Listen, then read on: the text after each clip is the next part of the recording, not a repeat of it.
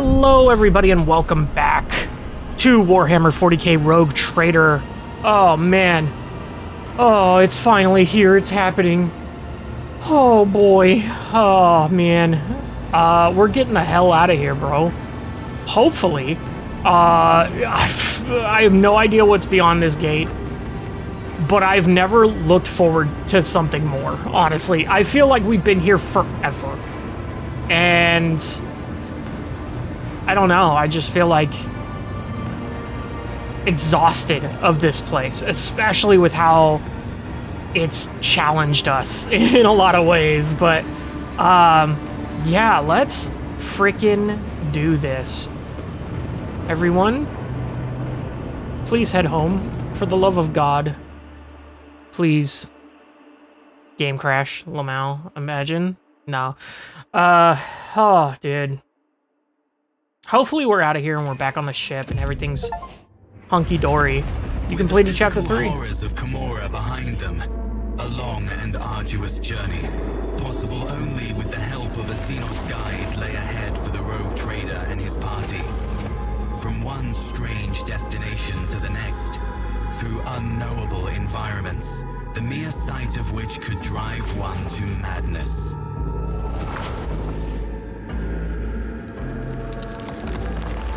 Epic. Sick. Love it. Creepy. Oh, yes. Man-made horrors beyond my comprehension. Despite the challenges, they managed to escape the labyrinthian webway and find their way back. Home? Why'd you say it like that? Why'd you say it like that? Oh, why'd you say it like that? Why'd you say home? Oh, it's Janus. No shit.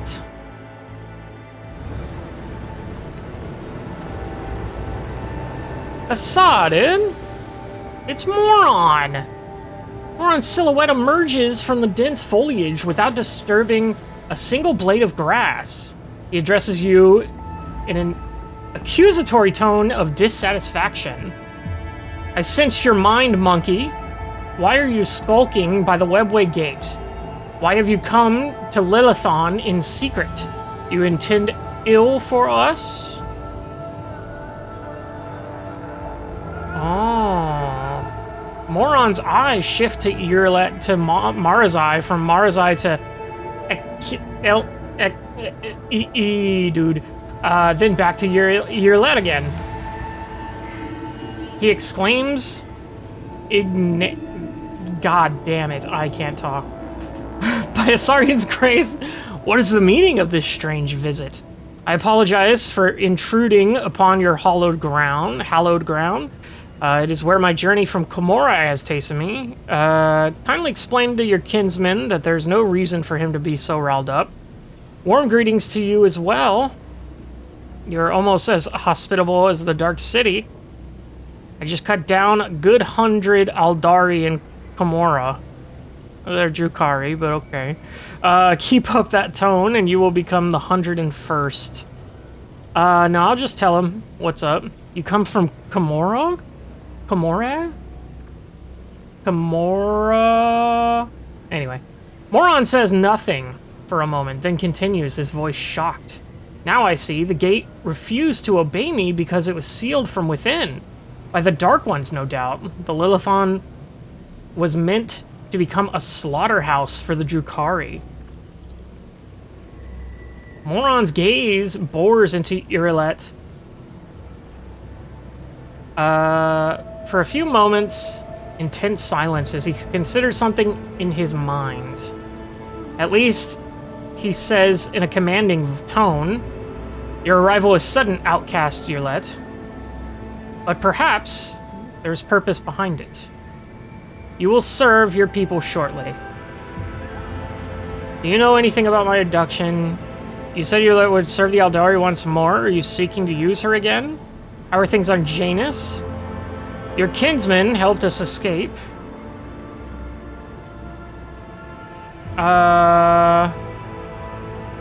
What is this? What about her? Grimace Contemplacelessly? I cannot speak today. I'm losing my tongue, my mind. A monkey cannot comprehend the depths of the tragedy that befell our home, our Kudarak. The duty of every child of Assyrian is to do all they can to quell the pain of that loss. And Uriel the Outcast is no exception. Unlike you, moron. I'm able to find the truth. The truth of Kudarak's doom was revealed to me, even though that required me to throw myself into the Dark City's deadly embrace. She frowns and looks defiantly into the Farseer's eyes. Is the fire of our soul not better directed towards worthy deeds than arguing with our kin? He waves his hand in the air, making several gestures of unknown meaning. Moron and Iria fall into cowed silence. Epic. Double epic. Triple. Anyway, I can see that something is troubling your delicate heart, my kinsman moron. Share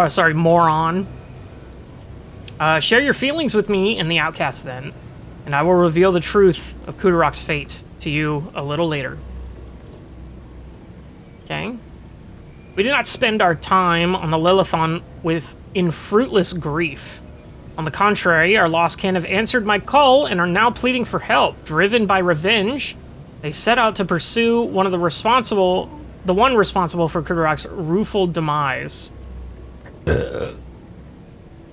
Only to end up as captives of a monkey world, on a monkey world. Her emerald green gaze turns to you and rests on you a little longer than usual. Dare I hope that you will lend me a shoulder to lean on again, Alantak? What world is it? I'm sure your kin brought their misfortune upon themselves. I will help find your kin. After all that you have done? No, not a chance. Get out of here, baby. What world? That I do not know. Excellent. All that my visions show me is an infinitely green sea, a living sea, and a maddening thirst of a hunter who was pursuing the children of Asarion. Outcast, your path is taking you towards the stars again. Find our kin, do not let them perish. Nods silently and leaves it at that, as if she's less interested in Moron's words than in your reaction. I'll help find your kin. She breathes out almost inaudibly, and her shoulders relax. And I am grateful to you, Alantak. Okay. Do you know anything about my, well, let's say that he helped us. Okay. Outcast duty updated. Find the world of our Aldari are stranded. Okay. Moron exchanges long looks with the dude. Finn says gravely, "This is where the dude's path and yours diverge, monkey. He will stay with us when you leave." He nods. I am elated to be once more among those with whom I shared Kudarak's time of bloom. Moron. Draw your weapon. I wish to challenge your bold statement. He is my prisoner. Just kidding. Alright, good luck. Or I would say a ransom for his rescue is in order. Nah, good luck, pal. Thank you, Lontok. An iridescent haze momentarily clouds the world around you. In that moment, all it takes for Moron to hide him behind the veil of xenosorcery. Ooh. We will speak of my kin's fate no longer. All that was meant to be has been said. We will send instructions to our monkey serf allies to provide you with means of transportation. Farewell, monkey. I am pleased that our meeting did not spill blood into the Lilithan's womb. Oh my god. Void ship bridge. Oh. I need to... I'm heading straight for that bath, brother. That's crazy. we need to strip and fucking soak. We need to marinate in that fucking... that water. Brother, I've never needed it more. Oh, dude. Imagine the ball stank this man has. Oh, and everybody's here. Thank you. Can I please have a shower? All right, everybody. Why do you have your weapon out, Argenta? High factotum generous Danrock. Oh, how I've missed you, my friend. My friend, you beautiful bitch. The high-ranking officers beam with genuine happiness. Danrock steps forward and solemnly says, "Welcome to the bridge, Lord Captain. Like the rest of the crew, we are overjoyed by your return and thank the Emperor for it." Oh, Ulthar. The crew stares in awe and terror at the giant towering over the crowd. Some say the sign of the Aquila on their chest. Others collapse to their knees with a prayer to the God Emperor on their lips. This wave of pious shock does not seem to discompose Ulthar in the slightest. He just chuckles into his beard and glances around curiously. Marazai's presence alone is enough to elicit gasps of dismay and whispers from the crowd. The Drukari ignores all monkey reactions to his person and surveys the ship's bridge, examining every detail with ostentatiously cool interest. His markedly casual posture is belied by the subtle and unusual tension in his body. Uh-oh. Hey, Heinrichs, buddy. You want to put that sword away, bud? I mean, we're chilling, you know? Calm down. Heinrichs von Kallax approaches you. He's not looking his best. It seems he has not slept in quite a while. Lord Captain, allow me to express how glad I am that you have rejoined us alive and unharmed. I wouldn't say unharmed. Shireen! Light of my eyes. I am overjoyed to see you among us once more. Truly, the Exalted One is merciful for showing you the way back home. I hope all the Ashmags who left us to languish without our Lord Captain have already become food for the warp demons. Epic. Quite the welcome. Adira, haven't seen you in a hot second. Lord Captain, I'm glad to see you. I nearly lost it when you up and disappeared on me. I was getting by on stimulants and recaf. I barely slept, all so I could keep listening to the whispers for any clue on how to find you. The only other time I felt so powerless was when Lady Theodora... She stops.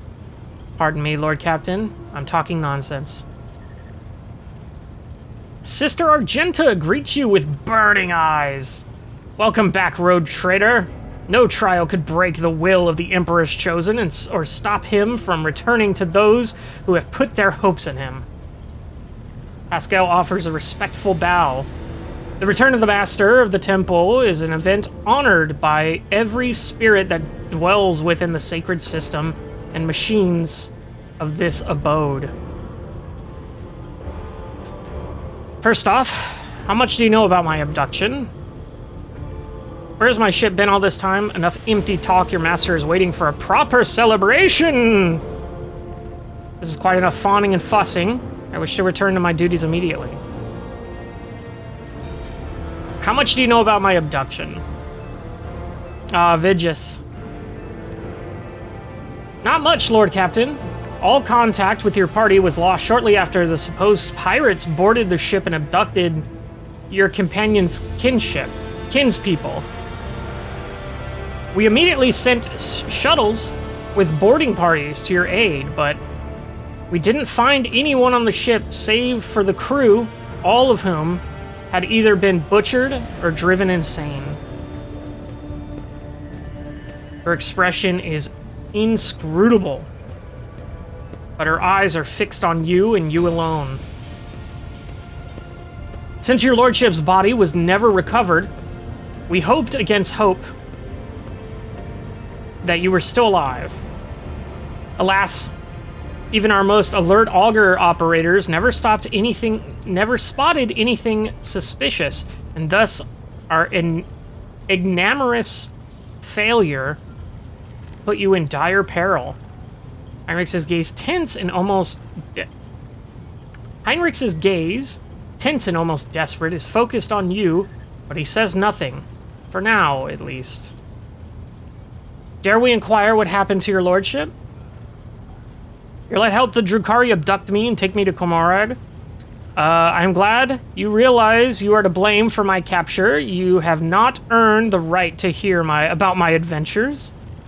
My loyal servants, the accursed Xenos tried to take their leader from you, but their plan has failed. I am once again with you. Are you with me? It doesn't matter. The topic of disappearance is closed. Let's lie to him. We don't need to throw Urielette under the bus. She's already repented, we shall say. Raver? Anyway. Death to the enemies of House von Valencius. Show us the culprits and we'll tear the heads off a lot of them, then stack them next to your throne, Lord Captain. The furious officer grabs their weapons as if eager to crush the foes who dare breach the sanctity of your person right here and now.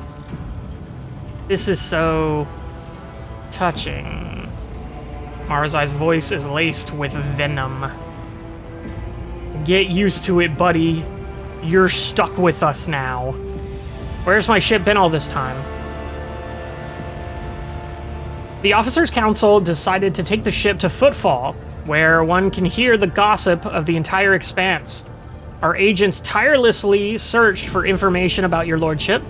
Had we heard even a whisper of where you were imprisoned, we would have immediately launched a rescue expedition. While you were absent, Lord Captain, we made every effort to find you. That resulted in a number of modifications to the ship that have significantly upgraded it. Thanks to the favorable deal secured by your esteemed High Factotum, the ship is now equipped with state-of-the-art auger systems and direction finders from Kiava Gamma.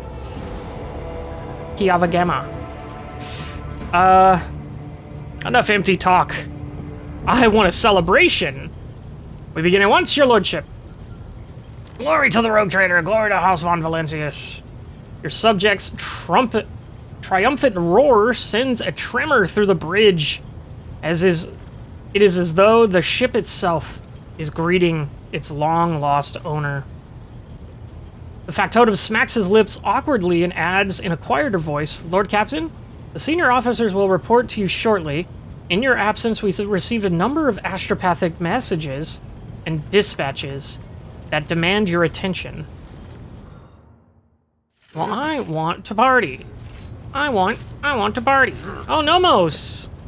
Hello, sir. The group of servitors suddenly stirs, their movements frighteningly identical even for automations. No, automatons. I'm an idiot. They stare at you and say in perfect unison, hello, Nomos have come to welcome you back. Thank you, Nomos. We sense that a great deed has been done, a vivid imprint on existence. You did something very important. What was it? I escaped from the dark city of the Xenos and showed them mercy. It suits you. What we see in you, light and connections without the urge to destroy. Did Nomos say it correctly? The servitor's chorus, which sounds as a single voice, falls silent. Nomos appears to be waiting for your response in eager anticipation. I'm glad that you're learning to understand me, Nomos. Your curiosity deserves approval. A servant should strive to understand their master. Your pointless questions are not worth my time. No, thank you. After a long pause, the servitor's chorus responds with unexpected forcefulness. Nomos are glad too. We must go now. We will come back and speak to you with you later. Another pause follows, so long as the silence becomes more piercing than a scream. Then, the servitors finally break it. We felt sadness when we could no longer communicate with you, and we were worried about your fate. One can detect with the naked eye the movement when Nomos leaves the bridge. The servitors stop moving in sync and slowly shuffle off to their posts. Oh yeah, everybody's coming to see what's up. Everybody's got to touch my dick now that I'm back. Everybody's got to get a little kiss on the head. Generous! Your lordship, I must report highly compromising information about the member of your retinue, mainly Mistress Jai Hedari, who, it turns out, is nothing of the sort but a commoner, a fugitive from the law, and a deserter from the Imperial Guard. I have solid evidence to prove this. I want to know the details. How did you come to know of this? I wish to see her. We have something to discuss. Drop it, Denrick. Forget what you know. I want to know the details. I may have overlooked some nuances, but I have solid evidence that the person whom we presently know as Jai Hadari served in the 19th Efrit Regiment and was identified as the perpetrator of numerous instances of theft and smuggling, as well as desertion. And this individual is not of noble birth, but of the lowest origins. How did you come to know of this? In your lordship's absence, the burden of watching over the dynasty's treasury fell upon my shoulders. I deemed Jai Hadari the likeliest threat to the dynasty's material security. I had my people conduct an investigation, and they uncovered a past connection between Hadari and an individual by the name of Mercy, a highly influential figure in the Casbalian. Oh my god. Casbalica. Oh my god. I forgot about this. All the stupid names. I've been in prison so long. With a dangerous reputation. Fearing that the predatory interests of the Casbalica, anyway, would pose a threat to your coffers, I began my own investigation. It was entirely reasonable to suspect collusion of some kind between Hadari and Mercy, and so my suspicions were confirmed. The two were connected. It was from Mercy's associates that I acquired the compromising intelligence on Hadari. So they're connected, but they're not friends. And we don't know if they're enemies. And you're taking this from her enemies, potentially. I wish to see her about this. Put your pistols away, madam! Shopped me, did you? You little wannabe Questor? Jay's voice and bearing undergo a stark transformation. Biting soldier slang cuts through her typically gentle speech. Don't miss a thing, your servants, Wilbur. And they're sneaky as, too. They'll climb up a grok's arse to find out what they want to know. I think we need to talk about your past. I do not know anything. I do not want to know anything. The conversation never happened. Imagine you call her out just to be like, it didn't happen. Now let's talk about your past. If only this scum slings his hook. Jai nods at the now much paler Danrock. Well, your lordship, ask away. I'll tell it like it is. I'm not going to try to wriggle out of it. Absolutely. So tell me your real story. So what do you want to hear, Shireen? A children's tale about a beautiful princess? A ballad about a queen of thieves? How about a new story, Shireen? Once upon a time, there was a little girl who lived on a sand-covered lump of rock, and the core of that rock contained untold riches for servants of the Imperium. The girl scraped out those riches with her little hands, breaking her back and coughing up her lungs, on behalf of people who had never clapped eyes upon her, and who would never know her name. She did this every day until she turned 16, and then his servants came and drafted the girl into the 19th Ifrit Regiment. Can you imagine? Of course, the regiment was wiped out on its first sortie, but the girl survived. The Exalted One protects. So what was next? Years serving in the Astra Militarum, just a shitload of hard labor, and fighting, and deals, and shady connections, and new opportunities.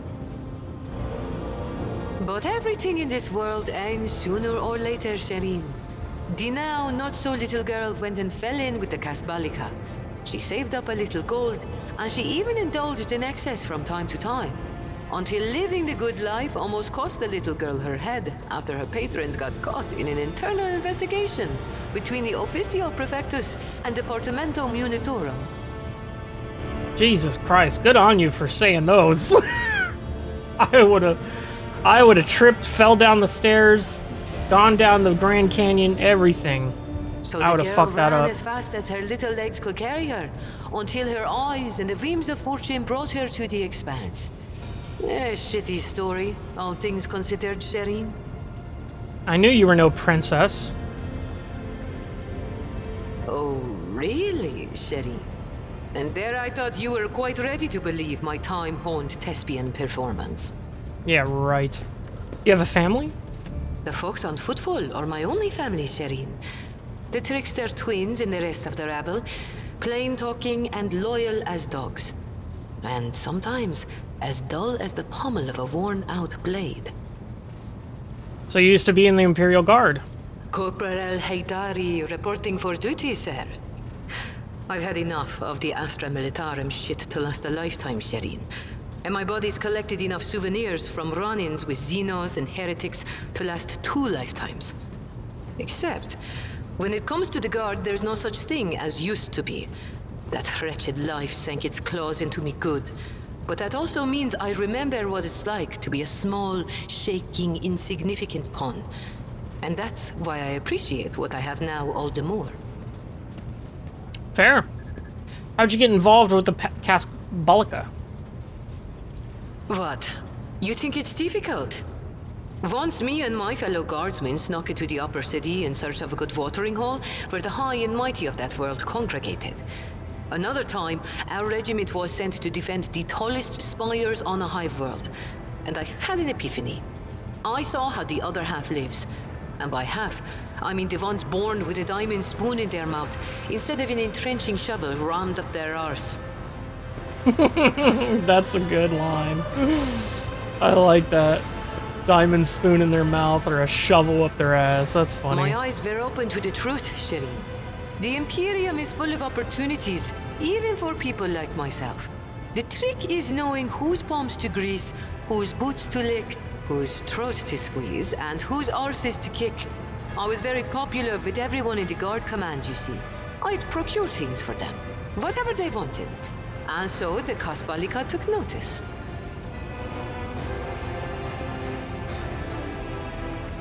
That explains the lung implant, but what about the hand? It was orcs. Not everything I say is a lie, Shireen. Fair. So you are a deserter.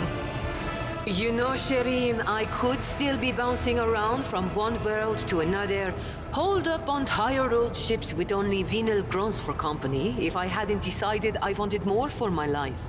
I accepted a shipment from the Kasbalika of certain chemicals. You know, for carnal pleasures and the like. Some bigwig was throwing a party to celebrate his 5th decade in the service. And that's when I got the attention of the newly arrived commissar. I was rummaging through the pockets of Astra Militarum with one hand and shoveling the Kasbalican cargo with the other. You can imagine what would have happened to my head had the commissar not started with my higher-ranked patrons. Draws her thumb across her metallic throat and chuckles bitterly. I see. Whoop the fu- Never mind. I kind of like her now. I kind of really like her more now. Who is this Mercy that Danrock accused you of being associated with? We knew each other once. He helped me make the move to the Expanse and establish my first connections. But that's an old story I prefer not to poke at if I can help it. Things are good in my life now, and I don't need mercy.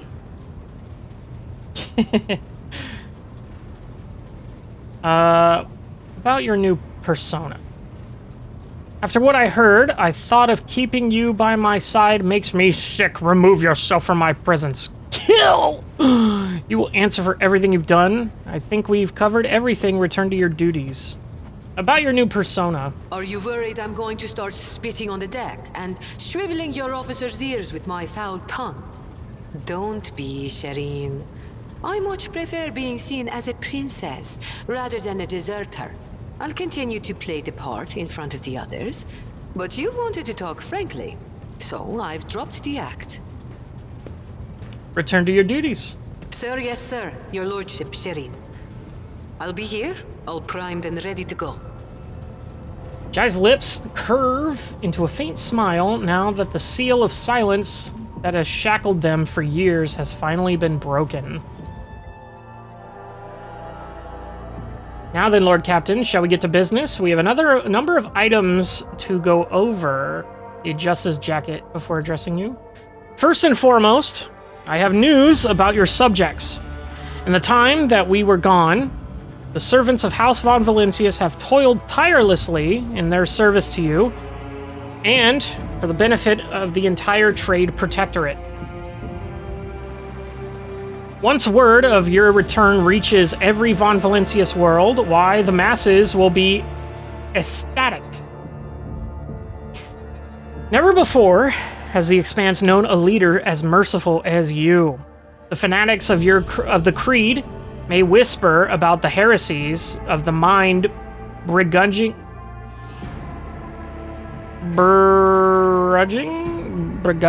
I don't know, under your rule, Jesus Christ.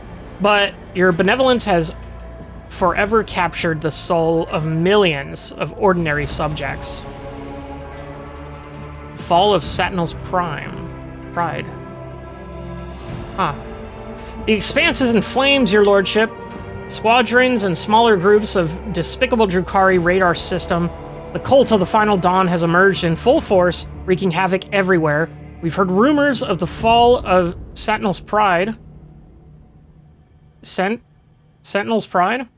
House Chorda's world, and outrageous sacrilege, given how abundant and inexpensive promethium is there. Strife has broken out between House Winterscale and House Chorda. Chaos reigns everywhere.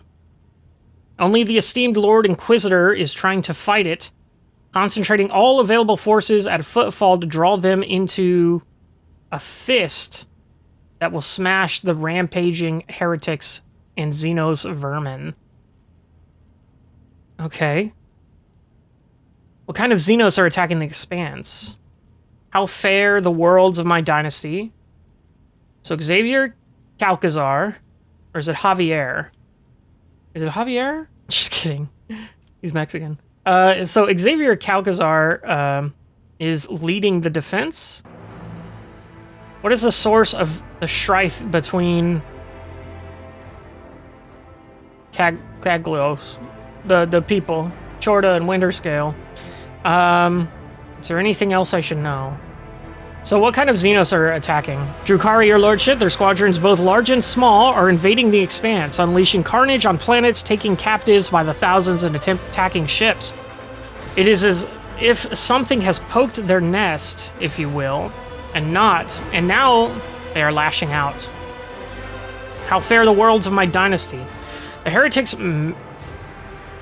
malicious acts make it difficult to maintain astropathic contact with the colonies.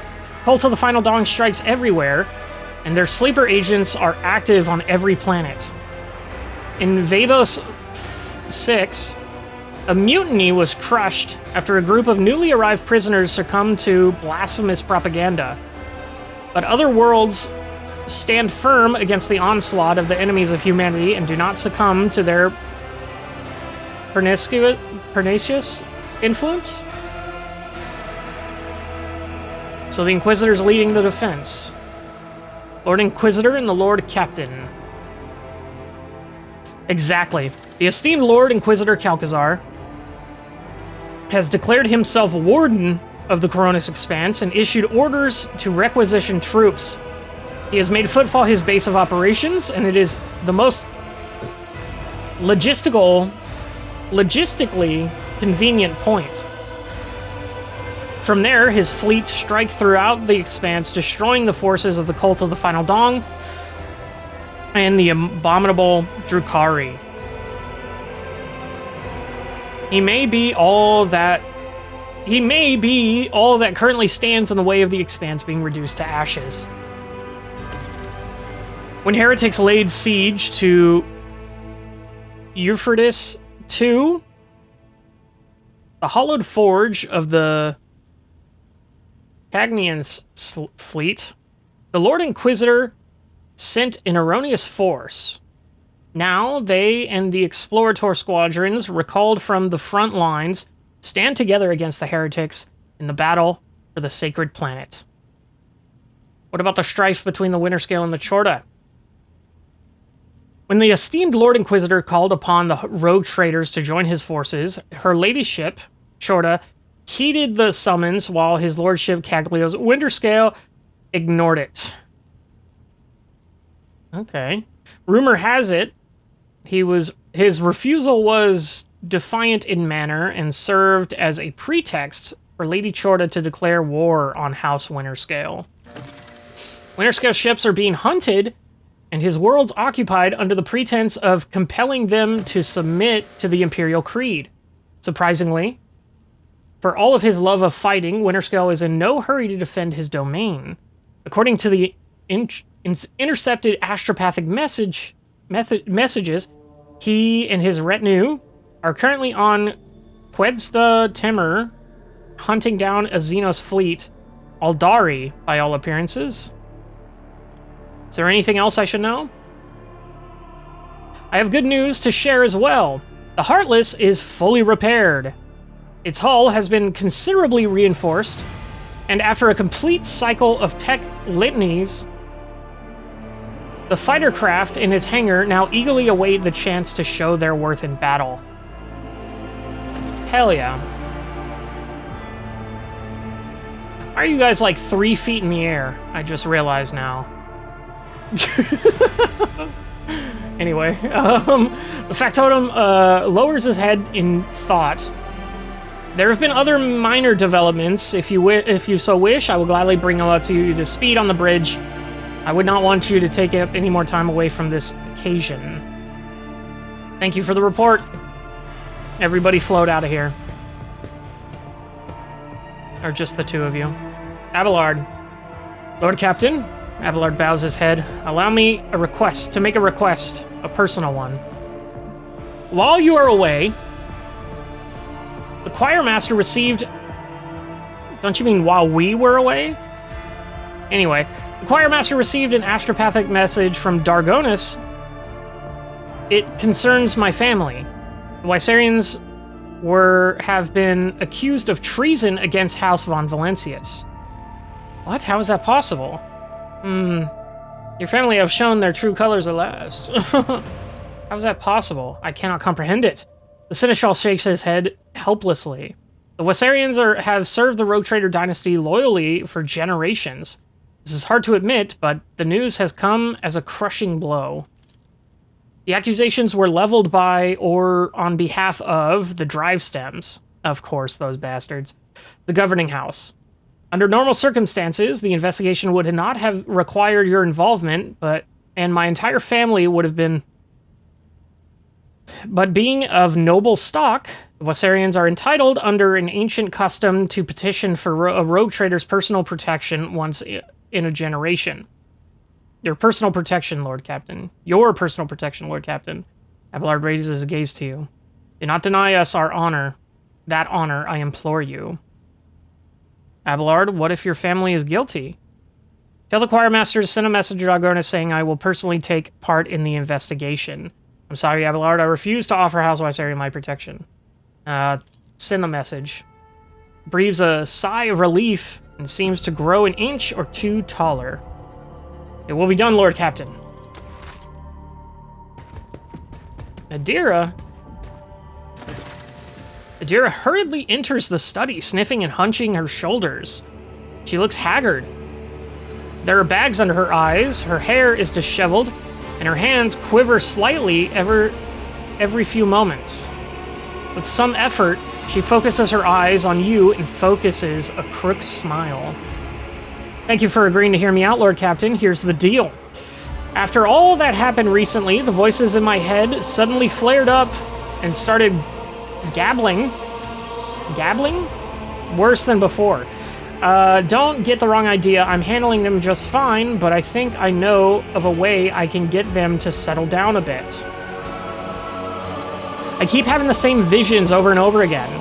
I'm walking down a corridor, and there's this door at the end. And I just know that right behind that door is blissful silence. All I've got to do is reach out and open it. So I touch it with my fingers. I can feel the cold, rough metal, and then suddenly snap out of it, and always find myself staring at the wall in some compartment or other. I look behind me, and all the doors on the way are open, but I have no memory of how I got there. Lord Captain, I'll cut to the chase. Please help me find that door. I'm not joking. This is a matter of life and death. My gut tells me it's my last chance to deal with my powers, and if I don't, she trails off. Before I make my decisions, I have questions to ask you. We'll find this door, I give you my word. We'll find this door, you are too unstable. Out of the question, I will not indulge your sorceress visions. Before I make my decision, I have more questions. Absolutely, Lord Captain. Ask me anything, and I'll try my best to answer. What do you think is behind the door? I have no idea. Maybe it's some incredible implant from the Tex Priest's secret stores, or, I don't know, a serum kept in the Inquisition's vault? There's such a thing as Archotech, right? What is that? Incredibly rare and powerful piece of technology from humanity's ancient past. Plenty of it lying around. Maybe some of it could help me. Adira is trying to maintain a facade of confidence while simultaneously pulling at the hangnail so hard her finger begins to bleed. Do your visions contain clues of anywhere where to start looking? Vague ones, as usual. I think I can hear the muffled cries of some weird birds. My head is sweating like it's somewhere hot. I'm surrounded by rockcrete, your everyday Imperium stuff, except it reeks of burnt flesh, fried cables, and chemicals. Sorry, that's about it. Nothing more concrete. But I think if we get close enough, I'll sense it immediately. Is the door you described similar to the door your whispers come from? No, well, I don't know. It feels different. The one from the visions feels very, I don't know, real? I can even touch it. It's definitively not an illusion. It really does exist somewhere, and trust me, neither of us wants to open that other door, the whispering one. I find it difficult to believe that you're suppressing your abilities is safe. What if it's a trap? No way, it can't be, whatever. I'll go it alone if you like. Just please help me get there. I have no more questions. I'll give you my word. We'll find the door. Some of the darkness in Idira's eyes clears, and her smile widens slightly. Thank you, Lord Captain. I knew you wouldn't leave me in a bind. As soon as I sense we're close, I'll let you know right away. Who is this now? Jay! The Exalted One bless the House of the Von Valencius for your largesse of spirit, Shireen, and thank you for deigning to speak with me. Jai turns unusually hesitant, now tentatively choosing the words that only a moment ago rolled off her tongue in an uninterrupted cascade. Here's the thing, Shireen. My network of trade representatives have been stretched a little too thin recently. Like a chiffon. Like a dress on a whore. Supplies are all over the place, orders aren't being filled, clients are kicking off, and not without reason. The revenue's plummeting. Oh, Lord. If that wasn't bad enough, my guys running through things from Footfall have become incommunicado recently.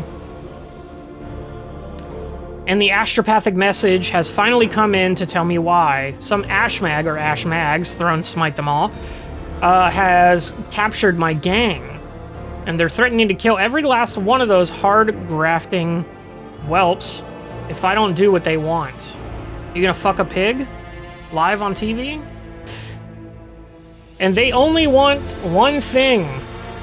That fucking thing I sat my ass in 8 hours of fucking 20 hours of bullshit through to get in exchange for my gang's lives. Jai tosses her thick mane of hair and grits her teeth, looking more vicious than you have ever seen her before. But I'm not giving up my certificate for anything, and nor am I gonna leave my guys high and dry.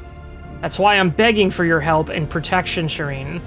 If I have to step into a cage of hyenas, I'd rather do it with a lion at my side.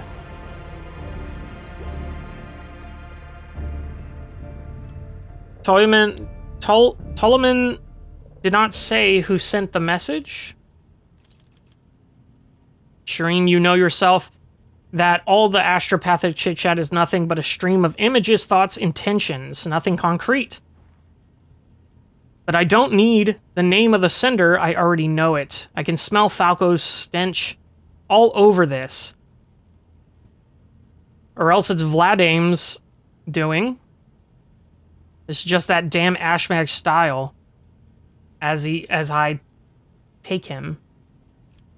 Could be a bluff. Why should I help you? Seems you've reached the limit of your abilities. I've had enough of your problems, Jai. Deal with it yourself. When we reach Footfall, I will help your associates. I look forward to that day, Shireen. And praise be to the Exalted One for bestowing such a miserly portion of haughty indifference upon your heart. Who else? Come on. Yeah, alright. Heinrichs, okay. Cool. Wilbur. Heinrichs gives you a curt nod and greeting. I apologize for barging in unannounced. I have received... Well, you're not the only one, bud. I received news that I must discuss with you face to face. You may recall that I mentioned that Archie... Heinrichs pauses before continuing. That Archie Scandalar was transferred into my remit by a colleague. The colleague in question has contacted me. She requires my immediate assistance. Who's the colleague? He hesitates for a moment before answering. Emilian Lichtenhart, Sage to the Lord Inquisitor. Failed to mention Calcazar has other agents operating in the Corona Expanse. I believe I have a clear picture of her now. What was her message? Tell me more about her. Who is she? An acolyte who was assigned a different range of objectives in the Corona Expanse. He trails off, then shakes his head. Throne, take me. I'm still trying to hide information from you, even when I'm asking for your help. Emiliana is a sage, a unique acolyte of the Inquisition who can absorb huge amounts of knowledge and store it in her own memory more securely than any data crypt. She has a... what's it called? You know what it is. Where you remember things instantly. She entered the Lord Inquisitor's retinue before even I did. Talking to her is a strange experience, but that is barely scratching the surface of who she is. Emiliana is an incredible scholar, an expert on the forbidden and illicit. And of course, she's a loyal servant of the Golden Throne. You say talking to her is a strange experience. What does that mean? Heinrich locks his fingers and says nothing for a few seconds. Since birth, she's been different from other people. Specialists from the Inquisition enhanced her natural gifts with hyperamnesia. Hyperamnesia? The hell is that? There are certain procedures that can be done. She creates separate blocks of memory, which she can then lock up a code under a code word or even overwrite with new information. She can organize her mind like a normal person arranges boxes on a shelf. One box might contain information about a recent mission in the Calixis. Another, the latest decrees of the Lex Imperialis. And another, her own childhood memories. This level of compartmentalization might seem somewhat insane to the untrained eye, but it is the price one must pay to turn an ordinary servant into a useful tool for the Inquisition. You said forbidden and illicit. What does that entail? She carries knowledge that is forbidden to common servants of the Imperium. She carries the knowledge within herself, as it cannot be entrusted to logs or cogitators. He frowns. I said before, the acolytes of the Inquisition must shoulder a heavy burden to come into contact with things that can penetrate and corrupt the soul. For sages, this is especially trying ordeal. Her hyperamnesia has been enhanced so that she now remembers everything she sees, however briefly. After many years of service, she is examined and seen enough to become an unrivaled expert in this field. You speak of her with obvious affection. Crooked smile. Your influence has made Heinrichs more merciful. Heinrichs gives you a crooked smile. She was something of a mentor to me. She helped me when I had only just joined the Lord Inquisitor's circle. She taught me side techniques to maintain my focus and equanimity. She trained me in the finer details of working with archives and data crypts. She gave me the chance to unwind a little in my post by playing games of regicide with her. Okay. What did her message say? Message is incomplete and distorted. It is impossible to make sense of every word. The only thing we know for certain is that an acolyte of the Inquisition is asking me to go immediately to Photon 4, a remote planet. In her message, she seems to be requesting either military support or help with an evacuation. But whatever predicament this request, whatever precipitated this request, she would not make it if it were not absolutely necessary. I know a rogue trader has more than enough other matters to deal with. Nonetheless, I would like to officially request the Lord Captain's assistance in dealing with this issue. He inclines his head. I have no authority to demand anything from House von Valencius, therefore I am confining myself to a request, for the sake of the Coronis Expanse and the Imperium. How did you circumvent me and acquire this knowledge from the astropathic message?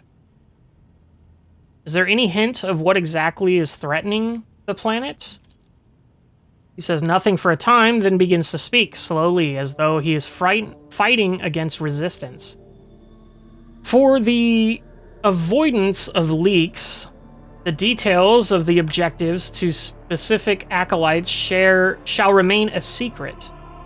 All I can tell you is that the primary threat of her she was dealing with in the Chronix Expanse was Xenos, in particular Drukhari raids on distant systems. A sage is ideally suited for gathering data on the chronology,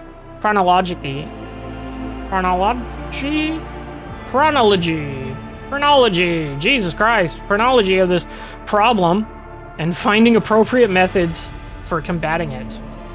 As for what she's doing on that planet specifically, I don't know. I don't even know any details about the world itself, only that there are humans there. So either it has been colonized or a garrison has been established there. The Cult of the Final Dawn has been top of my priority here, and my investigation has given me no cause to turn my attention to the planet. Are you certain you're asking me for help for the sake of the Imperium and not because one of your own is in trouble? I shall help you. He bows. Thank you, Lord Captain. I'm confident that this minor deviation from our primary course will help to stem the spread of anarchy in the Chronix Expanse, if only slightly. At the very least, we won't be outflanked. I've already spoken to the navigation crew and provided them with coordinates to the planet. We can set a course for it as soon as you give the order. Next. Oh, okay. Everybody. Okay, everybody at once. Excellent. Hello, everyone. How are you? Enough, Xenos. Justice will be done one way or another. Heinrich's voice drips with venom. Uh-oh. Uh-oh. Slither all you like, heretic spawn, but you will never leave this ship unscathed. The bridge is enveloped in an unusual silence. The officers on duty are huddling in the corner, looking on curiously at what's transpiring in the center. Highness, what punishment awaits him who fails to realize his own acolyte was a traitor? What is going on? Saint's blood. What manner of farce is this? Or observe silently. No, what's going on? Catching sight of you, the curious crew members dash to their posts, leaving only the senior officers in the middle of the bridge. For how long are you going to tolerate this filth on your ship, Wilbur? This foul traitor, who has already dragged you into the darkness once and who almost left your protectorate without its sovereign. Rogue traitor, Heinrich's voice makes your blood run cold. Has Aldari heresy clouded your judgment? Treachery always means death. Either for the traitor or the one betrayed. You almost died in Komorog. Your retinue, you know what became of them. It is not high time that justice was done. Is it not high time that justice was done? Those present nod wordlessly, but do not dare to interfere. Now this is a fine spectacle. The inhuman gets what she deserves. Let us all watch and laugh. Your wonderful path has led you into a rather thorny situation, cousin. You refused to beg for mercy in Komorog, and now you will have to lick the boots of Monkey. Silence, Xenos, your turn will come. She does not react to the curses being slung at her. With an imperturbable expression, she watches the crowd before her, then turns her gaze to you. Anyone else want to share their thoughts? I think you may have forgotten who gives the orders on this ship. How dare you burst into the bridge and make demands of me? Yolette is here to stay as part of my retinue. Get used to it. Yolette will now apologize to everyone who was harmed by her deed, and that will be done. Holy shit. Execute, execute, execute. Yolette will receive corporal punishment, as many lashes as her body can endure without expiring. Give Yolette to Heinrichs. Do me a favor, Heinrichs. Execute her. Would you be so kind, Sister Argenta? Execute her. Cabela, enact the will of the Undying Emperor, or I have been waiting for this moment ever since I woke up on the streets of Pomorag. Jesus Christ. Anyone else want to share their thoughts? You know, Lord Captain, I will support any order you give, but to keep Xenos in the retinue, especially after everything. Abelard casts a tense look at the lower bridge. After everything that has transpired because of her, it would not be wise. The enemies of humanity have no place among humans. You know this. Cassie's hands shake a little, and she clenches her fist. But death is far too merciful a sentence. What I endured was far more terrible. Jesus Christ, sorry, girl. Vil Irelet does not deserve death. For her, it would be a release from her sorrow lot of being an unclean Xenos. Murderous rage flashes in Cabela's black eyes. But we do deserve her death, as payment for what we have endured. She serves as a clear example that the great powers bestowed by the warrant must also be used with great caution. That is the end of her usefulness. Fuck me, dude. Lord? God Emperor? Please. Please, oh please, oh please. Give me a persuasion check. She's here to stay as part of my retinue. Get used to it. Humility is not one of your virtues, Xenos. Rogue Trader may have stood up for you, but one wrong glance, one slip of the tongue, one suspicious gesture, and your life is over. We both know your words are empty, monkey.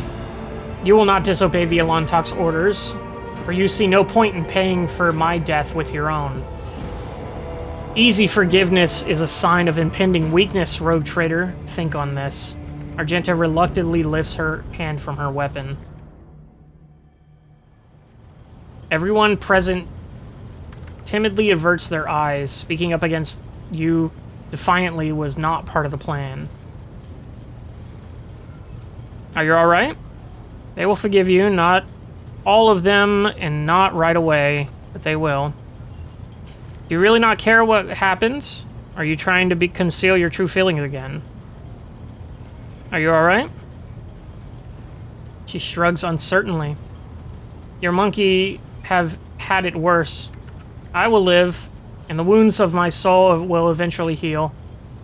They will live too, but their souls forever bleed painful memories.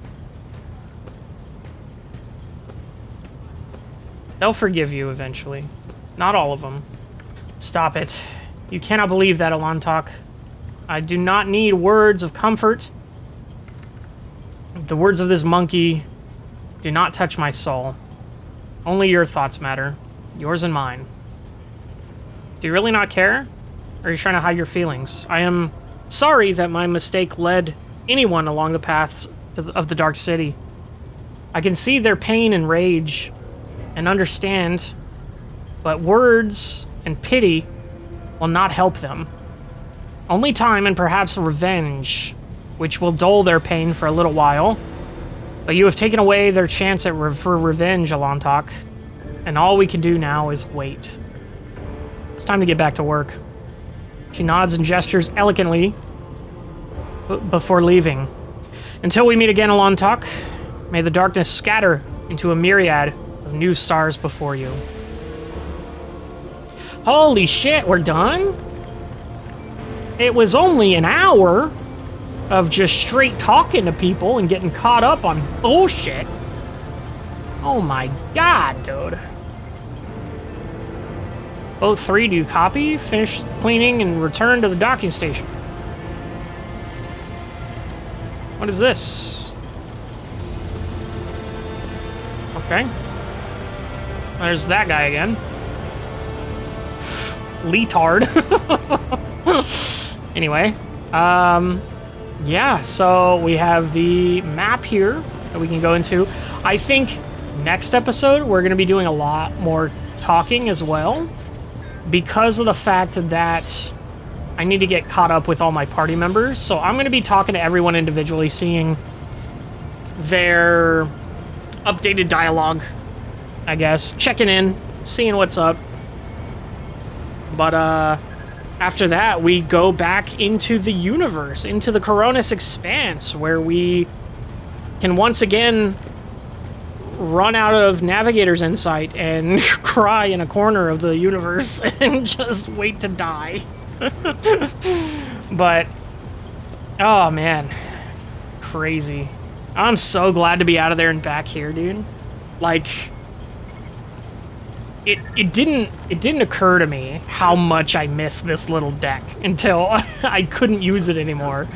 And just being able to go to the world map and move around that way, it's just like, oh, boy did I miss that. Boy did I miss not being in absolute danger at all time of day, forever and ever. But man, what a journey we're on right now. I'll see you in the next one.